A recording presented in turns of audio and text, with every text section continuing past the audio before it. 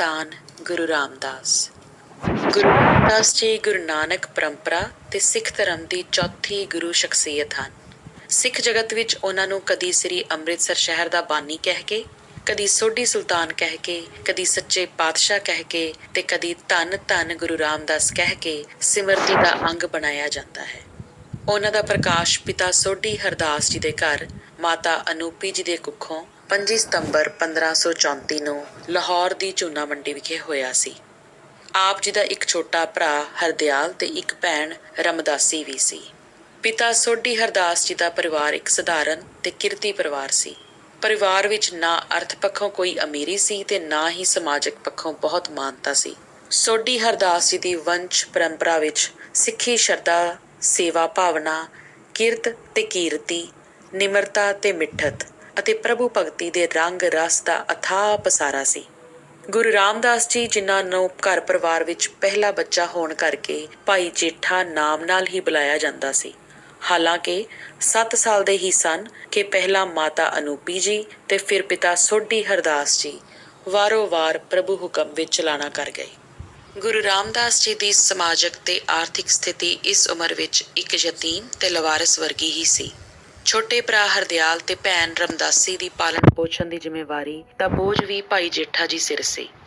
ਗੁਰੂ ਰਾਮਦਾਸ ਜੀ ਜਦੋਂ ਆਪਣੀ ਬਾਣੀ ਵਿੱਚ ਹਮ ਰੁਲਤੇ ਫਿਰਤੇ ਕੋਈ ਬਾਤ ਨਾ ਪੁੱਛਤਾ ਦਾ ਸੰਕੇਤ ਕਰਦੇ ਹਨ ਤਾਂ ਇਸ ਵਿੱਚ ਜੀਵਨ ਦੀ ਉਸ ਯਤੀਮ ਤੇ ਲਵਾਰਸ ਸਥਿਤੀ ਦਾ ਸੱਚ ਹੀ ਉਜਾਗਰ ਹੋਇਆ ਹੈ। ਪਰ ਕਮਾਲ ਦੀ ਸ਼ਖਸੀਅਤ ਸੀ ਭਾਈ ਜੇਠਾ ਜੀ ਦੀ, ਜਿਨ੍ਹਾਂ ਨੇ ਨਾ ਸਮਾਜਿਕ ਪੁੱਛ ਦੀ ਪਰਵਾਹ ਕੀਤੀ ਅਤੇ ਨਾ ਹੀ ਕਿਸੇ ਜ਼ਹਿਰ ਕਹਿਰ ਦੀ। ਉਮਰ 7 ਸਾਲ ਦੀ ਹੈ, ਪਰ ਘੁੰਗਣੀਆਂ ਦੀ ਕਿਰਤ ਕਰਕੇ ਪਰਿਵਾਰ ਦੀ ਪਾਲਣਾ ਵੀ ਕਰ ਰਹੇ ਹਨ ਤੇ ਸੱਚੇ ਸੌਦੇ ਵਾਂਗ ਸੇਵਾ ਅਰਥ ਵੀ ਘੁੰਗਣੀਆਂ ਦੇ ਰਹੇ ਹਨ। ਜਦੋਂ ਨਾਨਕੇ ਪਰਿਵਾਰ ਨੂੰ ਭਾਈ ਜੇਠਾ ਜੀ ਦੇ ਕਾਰ ਵਿਹਾਰ ਦਾ ਪਤਾ ਲੱਗਾ ਤਾਂ ਉਹਨਾਂ ਨੇ ਪਾਲਣਾ ਪੋਸ਼ਣਾ ਵਾਸਤੇ ਭਾਈ ਜੇਠਾ ਜੀ, ਹਰਦਿਆਲ ਤੇ ਰਮਦਾਸੀ ਨੂੰ ਪਿੰਡ ਬਾਸਰਕੇ ਲੈ ਆਂਦਾ। ਪਿੰਡ ਬਾਸਰਕੇ ਗੁਰੂ ਅਮਰਦਾਸ ਜੀ ਦੀ ਜਨਮ ਭੂਮੀ ਸੀ। ਉਹ ਹਾਲਾਂ ਗੁਰੂ ਸਿੰਘਾਸਨ ਉੱਤੇ ਬਿਰਾਜਮਾਨ ਨਹੀਂ ਸੀ ਹੋਏ, ਪਰ ਸਾਰੇ ਪਿੰਡ ਵਿੱਚ ਪਰਬਤ ਮੇਰਾ ਨੂੰ ਸ਼ਖਸੀਅਤ ਦੀ ਗੁਣ ਸਾਂਝ, ਨਿਮਰਤਾ ਤੇ ਨਿੱਘ ਦਾ ਪ੍ਰਭਾਵ ਸੀ। ਇੱਥੇ ਬਾਸਰਕੇ ਪਿੰਡ ਵਿੱਚ ਹੀ ਸਿੱਖ ਦੇ ਤੌਰ ਤੇ ਸੇਵਾ ਭਾਵਨਾ ਦੇ ਰੂਪ ਵਿੱਚ ਗੁਰੂ ਅਮਰਦਾਸ ਜੀ ਤੇ ਭਾਈ ਜੇਠਾ ਜੀ ਦੀ ਪਹਿਲੀ ਮੁਲਾਕਾਤ ਹੋਈ ਹੈ। ਅੰਤਰ ਆਤਮਕ ਤੌਰ ਤੇ ਇਹ ਮੁਲਾਕਾਤ ਐਸੀ ਸੀ ਕਿ ਭਾਈ ਜੇਠਾ ਜੀ ਸਦਾ ਲਈ ਗੁਰੂ ਅਮਰਦਾਸ ਜੀ ਲਈ ਸਮਰਪਿਤ ਹੋ ਗਏ। ਗੁਰੂ ਅਮਰਦਾਸ ਜੀ ਦਾ ਸੇਵਾ ਸਮਰਪਿਤ ਸਿਧਾਂਤ ਜਗਤ ਪ੍ਰਸਿੱਧ ਹੈ। ਤਨ, ਮਨ ਤੇ ਧਨ ਗੁਰੂ ਅੰਗਦ ਦੇਵ ਜੀ ਨੂੰ ਸੌਂਪ ਕੇ ਜਿਵੇਂ ਉਹਨਾਂ ਨੇ 12 ਸਾਲ ਗੁਰੂ ਹੁਕਮ ਮੰਨਿਆ, ਉਸ ਦਾ ਫਲ ਹੀ ਸੀ ਕਿ ਗੁਰੂ ਅਮਰਦਾਸ ਜੀ ਬਾਸਰਕੇ ਪਿੰਡ ਛੱਡ ਕੇ ਪੂਰੇ ਪਰਿਵਾਰ ਸਮੇਤ ਗੋਇੰਦਵਾਲ ਦੀ ਸਿਰਜਣਾ ਲਈ ਗੋਇੰਦਵਾਲ ਆ ਵਸੇ। ਭਾਈ ਜੇਠਾ ਜੀ ਵੀ ਗੁਰੂ ਮੋਹ, ਸੰਗਤੀ ਸਾਂਝ ਤੇ ਸੇਵਾ ਭਾਵਨਾ ਸਦਕਾ ਬਾਸਰਕੇ ਛੱਡ ਗੋਇੰਦਵਾਲ ਆ ਗਏ। ਗੋਇੰਦਵਾਲ ਆ ਕੇ ਵੀ ਭਾਈ ਜੇਠਾ ਜੀ ਨੇ ਘੁੰਗਣੀਆਂ ਵੇਚਣ ਦੀ ਕਿਰਤ ਜਾਰੀ ਰੱਖੀ ਤੇ ਗੁਰੂ ਦਰਬਾਰ ਦੀ ਸਿਰਜਣਾ ਤੇ ਸੇਵਾ ਸੰਭਾਲ ਦੀ ਹਾਜ਼ਰੀ ਵੀ ਨਿਰੰਤਰ ਰੱਖੀ। 29 ਮਾਰਚ 1552 ਈਸਵੀ ਨੂੰ ਗੁਰੂ ਅੰਗਦ ਦੇਵ ਜੀ ਨੇ ਆਪਣੀ ਗੁਰੂ ਜੋਤ ਗੁਰੂ ਅਮਰਦਾਸ ਜੀ ਦੇ ਹਿਰਦੇ ਵਿੱਚ ਟਿਕਾ ਕੇ ਗੁਰੂ ਅਮਰਦਾਸ ਜੀ ਨੂੰ ਤੀਜੇ ਗੁਰੂ ਦੇ ਰੂਪ ਵਿੱਚ ਛਤਰ ਸਿੰਘਾਸਨ ਉੱਤੇ ਬਿਠਾ ਦਿੱਤਾ। ਗੁਰੂ ਅਮਰਦਾਸ ਜੀ ਤੇ ਭਾਈ ਜੇਠਾ ਜੀ ਵਿਚਕਾਰ ਦਵੈਤ ਦੁਬਿਧਾ ਤਾਂ ਪਹਿਲਾਂ ਹੀ ਮੁੱਕ ਗਈ ਸੀ। ਦੋਵੇਂ ਭਾਵ ਭਗਤੀ ਵਿੱਚ ਸਿੱਖੀ ਸੇਵਾ ਤੇ ਗੋਇੰਦਵਾਲ ਸਿਰਜਣਾ ਲਈ ਸਮਰਪਿਤ ਸਨ। ਦਸੰਬਰ 1552 ਈਸਵੀ ਵਿੱਚ ਜਦੋਂ ਗੁਰੂ ਅਮਰਦਾਸ ਜੀ ਨੇ ਆਪਣੀ ਵੱਡੀ ਸਪੁੱਤਰੀ ਬੀਬੀ ਭਾਨੀ ਵਾਸਤੇ ਭਾਈ ਜੇਠਾ ਜੀ ਨੂੰ ਵਰਦਾਨ ਦੇ ਰੂਪ ਵਿੱਚ ਸਵੀਕਾਰ ਕਰ ਲਿਆ ਤਾਂ ਭਾਈ ਜੇਠਾ ਜੀ ਗੁਰੂ ਦਰਬਾਰ ਲਈ ਅੰਦਰੋਂ ਬਾਹਰੋਂ ਭੇਟ ਹੋ ਗਏ। ਹੁਕਮ ਮੰਨੇ ਦੀ ਬਿਰਤੀ ਅਨੁਸਾਰ ਭਾਈ ਜੇਠਾ ਜੀ ਨੇ ਲਗਾਤਾਰ 22 ਸਾਲ ਗੁਰੂ ਦਰਬਾਰ ਦੀ ਸੇਵਾ ਸੰਭਾਲ ਤੇ ਗੋਇੰਦਵਾਲ ਦੀ ਸਿਰਜਣਾ ਲਈ ਆਪਾ ਵਾਰੀ ਰੱਖਿਆ। ਸਤੰਬਰ 1574 ਈਸਵੀ ਨੂੰ ਗੁਰੂ ਅਮਰਦਾਸ ਜੀ ਨੇ ਸਿੱਖਾਂ ਪੁੱਤਰਾਂ ਨੂੰ ਘੋਖ ਕੇ ਆਪਣੀ ਥਾਂ ਗੁਰੂ ਜੋਤ ਦਾ ਅਧਿਕਾਰੀ ਭਾਈ ਜੇਠਾ ਜੀ ਨੂੰ ਬਣਾ ਦਿੱਤਾ। ਭਾਈ ਜੇਠਾ ਜੀ ਗੁਰੂ ਰਾਮਦਾਸ ਜੀ ਦੇ ਨਾਮ ਨਾਲ ਪ੍ਰਸਿੱਧ ਹੋਏ। ਪਹਿਲਾਂ ਸਾਰੀ ਸਿੱਖ ਸੰਗਤ ਨੂੰ ਗੁਰੂ ਰਾਮਦਾਸ ਜੀ ਦੇ ਪੈਰੀ ਪਵਾ ਕੇ ਫਿਰ ਆਪ ਮੱਥਾ ਟੇਕ ਕੇ ਗੁਰੂ ਸਵੀਕਾਰ ਕੀਤਾ ਤਾਂ ਸਮਕਾਲੀ ਭਾਈ ਗੁਰਦਾਸ ਭੱਟਾਂ ਤੇ ਰਬਾਬੀਆਂ ਨੇ ਬੜੇ ਖੂਬਸੂਰਤ ਅਨੁਭਵ ਪ੍ਰਗਟਾਏ। ਭਾਈ ਗੁਰਦਾਸ ਜੀ ਨੇ ਆਖਿਆ, ਬੈਠਾ ਸੋਢੀ ਪਾਤਸ਼ਾਹ ਰਾਮਦਾਸ ਸਤਿਗੁਰੂ ਕਹਾਵੇ। ਭੱਟ ਨਲ ਜੀ ਨੇ ਆਖਿਆ, ਰਾਜ ਜੋਗ ਤਖਤ ਦੀਨ ਗੁਰ ਰਾਮਦਾਸ। ਰਾਮਕਲੀ ਦੀ ਵਾਰ ਵਿੱਚ ਬਲਵੰਡ ਸੱਤਾ ਨੇ ਤਾਂ ਇੱਥੋਂ ਤੱਕ ਸਪਸ਼ਟ ਕਰ ਦਿੱਤਾ ਕਿ ਨਾਨਕ ਤੂੰ ਲਹਿਣਾ ਤੂੰ ਹੈ, ਗੁਰ ਅਮਰ ਤੂੰ ਵਿਚਾਰਿਆ। ਚਾਰੇ ਗੁਰੂ ਸਾਹਿਬਾਨ ਦੀ ਜੋਤ ਤੇ ਜੁਗਤ ਇੱਕ ਹੈ, ਪਰ ਕੇਵਲ ਕਾਇਆ ਪਲਟੀ ਹੈ। ਗੁਰੂ ਰਾਮਦਾਸ ਜੀ ਨੂੰ ਆਪਣਾ ਹਾਰਦਿਕ ਅਭਿਨੰਦਨ ਭੇਟ ਕਰਦਿਆਂ ਸੱਤਾ ਬਲਵੰਡ ਨੇ ਜਿੱਥੇ ਧੰਨ ਧੰਨ ਰਾਮਦਾਸ ਗੁਰ ਆਖਿਆ, ਉੱਥੇ ਇਹ ਕਹਿ ਕੇ ਜਿਨ ਸਿਰਿਆ ਤਿਨੈ ਸਵਾਰਿਆ ਹੋਰ ਸਪਸ਼ਟ ਕਰ ਦਿੱਤਾ ਕਿ ਗੁਰੂ ਰਾਮਦਾਸ ਜੀ ਦੀ ਜੀਵਨ ਸਿਰਜਣਾ ਗੁਰੂ ਅਮਰਦਾਸ ਜੀ ਨੇ ਆਪ ਕੀਤੀ ਹੈ ਤੇ ਉਹਨਾਂ ਦੀ ਸ਼ਖਸੀਅਤ ਨੂੰ ਵੀ ਗੁਰੂ ਰੂਪ ਵਿੱਚ ਆਪ ਸਵਾਰਿਆ ਹੈ। ਨਿਸ਼ਚੈ ਹੀ ਆਪਣੇ ਆਪ ਨੂੰ ਦਾਸ, ਮੂਰਖ, ਅਪਰਾਧੀ, ਪਾਪੀ, ਕੀਰੇ, ਅੰਧਲੇ, ਸੇਵਕ ਤੇ ਢਾਡੀ ਤੇ ਨਿਮਰਤਾ ਮੰਡਲ ਵਿੱਚ ਜਿਉਣ ਵਾਲੇ ਭਾਈ ਜੇਠਾ ਜੀ ਦਾ ਗੁਰੂ ਰਾਮਦਾਸ ਜੀ ਦੇ ਰੂਪ ਵਿੱਚ ਰਾਜਯੋਗ ਤਖਤ ਉੱਤੇ ਬੈਠ ਜਾਣਾ ਇੱਕ ਇਤਿਹਾਸਿਕ ਕੌਤਕ ਹੈ।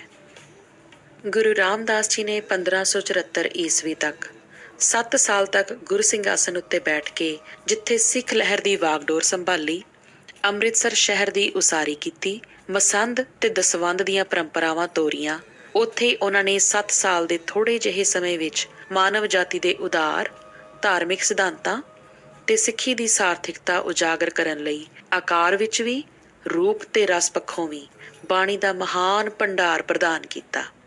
ਗੁਰੂ ਰਾਮਦਾਸ ਜੀ ਦੀ ਸਾਰੀ ਬਾਣੀ ਨਾਨਕ ਪਰੰਪਰਾ ਅਨੁਸਾਰ ਰਾਗਾਂ ਵਿੱਚ ਹੀ ਪ੍ਰਕਾਸ਼ਮਾਨ ਹੋਈ ਹੈ। ਸ੍ਰੀ ਗੁਰੂ ਗ੍ਰੰਥ ਸਾਹਿਬ ਜੀ ਦੀ ਸਾਰੀ ਬਾਣੀ 31 ਰਾਗਾਂ ਵਿੱਚ ਦਰਜ ਹੈ, ਪਰ ਗੁਰੂ ਰਾਮਦਾਸ ਜੀ ਦੀ ਸੰਗੀਤਕ ਸੂਝ ਦੀ ਮਾਨਤਾ ਤੇ ਵਿਲੱਖਣਤਾ ਇਹ ਹੈ ਕਿ ਕੇਵਲ ਉਹਨਾਂ ਦੀ ਹੀ ਗੁਰੂ ਪ੍ਰਤਿਭਾ ਹੈ ਜਿਸ ਨੇ ਜੈ ਜੈਵੰਤੀ ਰਾਗ ਨੂੰ ਛੱਡ ਕੇ ਬਾਕੀ ਦੇ ਸਾਰੇ 30 ਰਾਗਾਂ ਵਿੱਚ ਬਾਣੀ ਰਚੀ ਹੈ। ਗੁਰੂ ਨਾਨਕ ਜੀ ਨੇ 19 ਰਾਗਾਂ ਵਿੱਚ ਬਾਣੀ ਰਚਨਾ ਕੀਤੀ ਸੀ।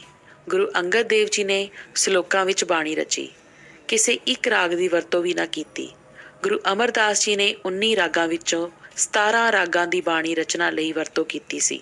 ਪਰ ਗੁਰੂ ਰਾਮਦਾਸ ਜੀ ਪਹਿਲੀ ਗੁਰੂ ਪ੍ਰਤਿਭਾ ਹਨ ਜਿਨ੍ਹਾਂ ਨੇ ਗੁਰੂ ਨਾਨਕ ਦੇਵ ਜੀ ਦੇ 19 ਰਾਗਾਂ ਦੀ ਵਰਤੋਂ ਵੀ ਕੀਤੀ ਹੈ ਤੇ 11 ਹੋਰ ਨਵੇਂ ਰਾਗਾਂ ਵਿੱਚ ਬਾਣੀ ਰਚ ਕੇ ਸੰਗੀਤਕ ਤੇ ਬਾਣੀ ਖੇਤਰ ਵਿੱਚ ਇੱਕ ਅਦੁੱਤੀ ਯੋਗਦਾਨ ਵੀ ਪਾਇਆ ਹੈ। ਕਵਿਤਾ ਤੇ ਰਾਗਾਂ ਦੇ ਪਵਿੱਤਰ ਸੰਬੰਧਾਂ ਨੂੰ ਜਿਸ ਕੋਮਲਤਾ, ਰਸਿਕਤਾ ਤੇ ਸੂਝ ਨਾਲ ਗੁਰੂ ਰਾਮਦਾਸ ਜੀ ਨੇ ਜੋੜਿਆ ਹੈ, ਉਸ ਤੋਂ ਸਹਿਜੇ ਹੀ ਸਪਸ਼ਟ ਹੁੰਦਾ ਹੈ ਕਿ ਗੁਰੂ ਰਾਮਦਾਸ ਜੀ ਦੀ ਬਾਣੀ ਅਧਿਆਤਮਕ ਸਾਹਿਤ ਦੀ ਇੱਕ ਵੱਡੀ ਪ੍ਰਾਪਤੀ ਹੈ। ਗੁਰੂ ਰਾਮਦਾਸ ਜੀ ਨੇ ਆਪਣੀ ਬਾਣੀ ਦਾ ਬਹੁਤ ਹਿੱਸਾ ਲੋਕ ਰੂਪਾਂ ਰਾਹੀਂ ਮੂਰਤੀਮਾਨ ਕੀਤਾ ਹੈ। ਸ੍ਰੀ ਗੁਰੂ ਗ੍ਰੰਥ ਸਾਹਿਬ ਜੀ ਵਿੱਚ ਜਿੰਨੇ ਵੀ ਕਾਵ ਰੂਪ ਵਰਤੇ ਗਏ ਹਨ, ਗੁਰੂ ਰਾਮਦਾਸ ਜੀ ਨੇ ਲਗਭਗ ਉਹਨਾਂ ਸਾਰੇ ਕਾਵ ਰੂਪਾਂ ਵਿੱਚ ਬਾਣੀ ਰਚੀ ਹੈ।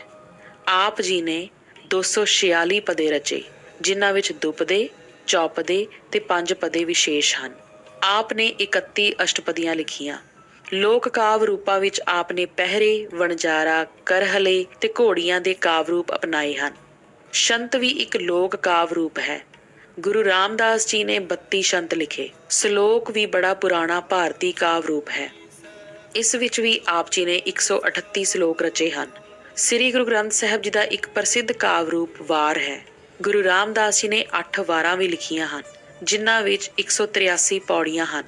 ਗੁਰੂ ਰਾਮਦਾਸ ਜੀ ਦੀ ਬਾਣੀ ਦਾ ਵਿਆਪਕ ਵਿਸ਼ਾ ਭਾਵੇਂ ਪ੍ਰਭੂ ਲਈ ਵੈਰਾਗ ਤੇ ਤੜਪ ਹੀ ਹੈ, ਪਰ ਪ੍ਰਭੂ ਮਿਲਾਪ ਵਿੱਚ ਸਹਾਇਕ, ਧਾਰਮਿਕ, ਸਮਾਜਿਕ ਤੇ ਸਦਾਚਾਰਕ ਸਾਧਨਾਂ ਦੇ ਸੰਕਲਪਾਂ, ਸਰੂਪਾਂ ਤੇ ਆਦਰਸ਼ਾਂ ਨੂੰ ਨਿਖੇੜਨ ਉੱਤੇ ਉਹਨਾਂ ਨੇ ਬੜਾ ਬਲ ਦਿੱਤਾ ਹੈ।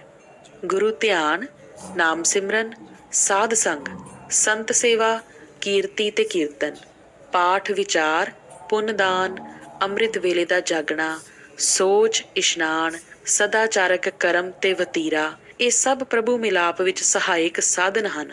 ਪ੍ਰਭੂ ਲਈ ਵੈਰਾਗ ਤੇ ਤੜਪ ਦਾ ਇੱਕ ਰੰਗ ਦੇਖੋ, ਕਿੰਨਾ ਖੂਬਸੂਰਤ ਹੈ। ਹਰ ਅੰਮ੍ਰਿਤ ਭਿੰਨੇ ਲੋਇਣਾ, ਮਨ ਪ੍ਰੇਮ ਰਤਨਾ ਰਾਮ ਰਾਜੇ, ਮਨ ਰਾਮ ਕਸਵੱਟੀ ਲਾਇਆ, ਕੰਚਨ ਸੋਵਿੰਨਾ। ਪ੍ਰਭੂ ਅਭਿਨੰਦਨ ਦੀ ਇੱਕ ਮਿਸਾਲ ਦੇਖੋ। ਗੁਰੂ ਪਾਤਸ਼ਾਹ ਆਖਦੇ ਹਨ, ਜਿਸ ਨੂੰ ਸਾਹਿਬ ਵੱਡਾ ਕਰੇ ਸੋਈ ਵੱਢ ਜਾਣੀ, ਜਿਸ ਸਾਹਿਬ ਭਾਵੈ ਤਿਸ ਬਖਸ਼ ਲਏ, ਸੋ ਸਾਹਿਬ ਮਨ ਭਾਣੀ, ਜੇ ਕੋ ਉਸ ਦੀ ਰੀਸ ਕਰੈ ਸੋ ਮੂੜ ਅਜਾਣੀ। ਸਤਿਗੁਰ ਦੀ ਵਡਿਆਈ ਦਾ ਇੱਕ ਪ੍ਰਮਾਣ ਦੇਖੋ। ਵਿਸ਼ਵਾਸ ਕਿੰਨਾ ਦ੍ਰਿੜ ਹੈ। ਜੇ ਸਤਿਗੁਰ ਫਿਟਕੇ ਸੇ ਸਭ ਜਗਤ ਫਿਟਕੇ, ਨਿਤ ਭੁੰਬਲ ਭੂਸੇ ਖਾਹੀ। ਸਤ ਸੰਗਤ ਨੂੰ ਦ੍ਰਿੜਤਾ ਦਾ ਸਰੋਤ ਆਖਦੇ ਹਨ। ਸਤ ਸੰਗਤ ਮਿਲੈ ਤਾਂ ਦ੍ਰਿੜਤਾ ਆਵੈ, ਹਰ ਰਾਮ ਨਾਮ ਨਿਸਤਾਰੇ। ਕਾਮ, ਕ੍ਰੋਧ, ਲੋਭ, ਮੋਹ ਤੇ ਅਹੰਕਾਰ, ਭਰਮ, ਪਖੰਡ ਤੇ ਪਾਪ, ਗੁਰ ਨਿੰਦਾ, ਸਾਧ ਵਿਰੋਧ, ਰਿੱਧੀਆਂ ਦੀ ਉਪਾਸਨਾ ਤੇ ਜੀਵਨ ਵਿੱਚ ਆਪ ਹੁਦਰਾਪਨ ਨੂੰ ਨਿਰਾਰਥਕ ਦੱਸਣ ਵਿੱਚ ਵੀ ਗੁਰੂ ਰਾਮਦਾਸ ਜੀ ਨੇ ਕਿਸੇ ਤਰ੍ਹਾਂ ਦਾ ਲਿਹਾਜ਼ ਨਹੀਂ ਕੀਤਾ। ਕੋਈ ਨਿੰਦਾ ਕਰੇ ਪੂਰੇ ਸਤਿਗੁਰ ਕੀ, ਤਿਸ ਨੂੰ ਫਿਟ ਫਿਟ ਕਹੈ ਸਭ ਸੰਸਾਰ। ਕੋਈ ਨਿੰਦਕ ਵਡਿਆਈਆਂ ਦੇਖ ਨਾ ਸਕੈ, ਸੋ ਕਰਤੈ ਆਪ ਬਚਾਇਆ। ਗੁਰੂ ਰਾਮਦਾਸ ਜੀ ਦੀ ਬਾਣੀ ਵਿੱਚ ਜਾਤੀ, ਤਜਰਬਾ, ਭਾਵਾਂ ਦੀ ਤੀਬਰਤਾ, ਸੁਹਜਵਾਦੀ ਸ਼ਕਤੀ ਤੇ ਅਲੰਕਾਰਾਂ ਦਾ ਭਰਪੂਰ ਪਸਾਰਾ ਹੈ। ਜਿਵੇਂ ਰੁਲਦੇ ਫਿਰਦੇ ਜੀਵਨ ਨੂੰ ਉਹਨਾਂ ਨੇ ਗੁਰਸੰਘਾਸਨ ਦੀ ਪ੍ਰਾਪਤੀ ਤੱਕ ਅਧਿਆਤਮਕ ਸਿਰਜਿਆ, ਇਸੇ ਤਰ੍ਹਾਂ ਉਹਨਾਂ ਦੀ ਸਮੁੱਚੀ ਬਾਣੀ ਵੀ ਮਨੁੱਖ ਨੂੰ ਹਰ ਕਾ ਪਿਆਰਾ ਸਿਰਜਣ ਵਿੱਚ ਪ੍ਰਵਿਰਤੀ ਤੋਂ ਲੈ ਕੇ ਪ੍ਰਭੂ ਪ੍ਰਾਪਤੀ ਤੱਕ ਦਾ ਮਾਰਗ ਦਰਸਾਉਂਦੀ ਹੈ। ਗੁਰੂ ਰਾਮਦਾਸ ਜੀ ਦਾ ਬੜਾ ਦ੍ਰਿੜ ਤੇ ਸਪਸ਼ਟ ਨਿਰਣਾ ਹੈ, ਜੋ ਹਰ ਕਾ ਪਿਆਰਾ ਸੋ ਸਭਨਾ ਕਾ ਪਿਆਰਾ, ਹੋਰ ਕੀਤੀ ਝੱਖ ਝੱਖ ਆਵੈ ਜਾਵੈ। ਅਰਥਾਤ ਹਰ ਕਾ ਪਿਆਰਾ ਬਣ ਕੇ ਹੀ ਮਾਨਸ ਜਾਤ ਨਾਲ ਪਿਆਰ ਕੀਤਾ ਜਾ ਸਕਦਾ ਹੈ ਤੇ ਮਾਨਸ ਜਾਤ ਨਾਲ ਪਿਆਰ ਕਰਕੇ ਸਮੁੱਚੀ ਮਨੁੱਖਤਾ ਕੋਲੋਂ ਪਿਆਰ ਲਿਆ ਜਾ ਸਕਦਾ ਹੈ।